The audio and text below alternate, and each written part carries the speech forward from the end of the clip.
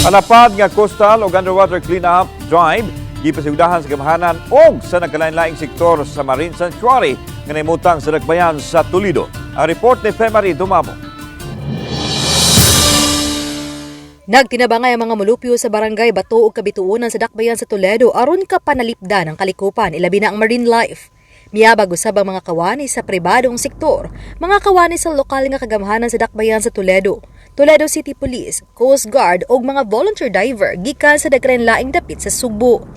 Ikatulong tuig na kining pagpaygayon sa coastal ug underwater cleanup drive sa 15 ka hektaryang Marine Sanctuary sa Barangay Bato sa Toledo City. Hunas dihang gipaygayon ang cleanup drive maong milakaw pagpipila ka metro sa mga diver apan kay kantilado ang baybayon. Nakatidlom dayon sila sa 15 ngadto sa 30 ka tiil nga giladmon sa dagat aron makuha ang mga basura sa ilawom sa dagat.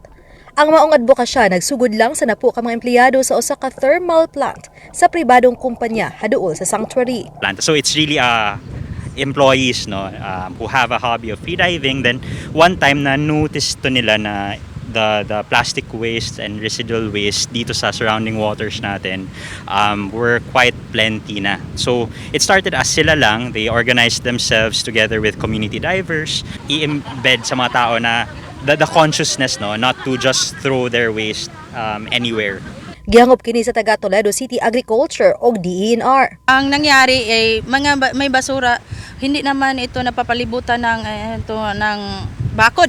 So, ang mga basura galing sa labas, makadala sa current sa water current, so makasulod sa ating Marine Sanctuary. So, that's why nga meron itong basura na makukuha. Kung dito lang sa baybayin, dito na sa coastal area, makukuha lang yun sa ating bantay dagat nga. So importante kaayo ni kay naatay last September naatay gi-turn over diri lang gikan diri nakuha diri sa Bato Marine Sanctuary, naatay duha ka pawikan diri nga na turn over.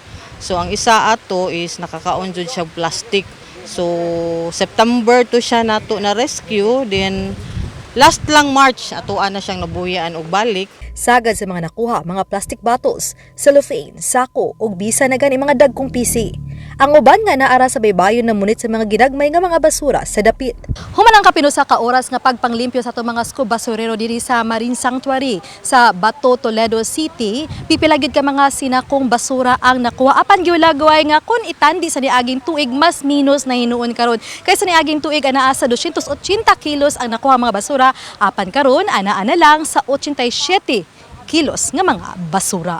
It really requires a paradigm shift for us nga kanang maybe atong gilabay kay layo sa atong balay na ara sa dan, but in the long run all those garbages will go to the rivers, and those water sa river kay yaharasan ng dalhon ang mga basura.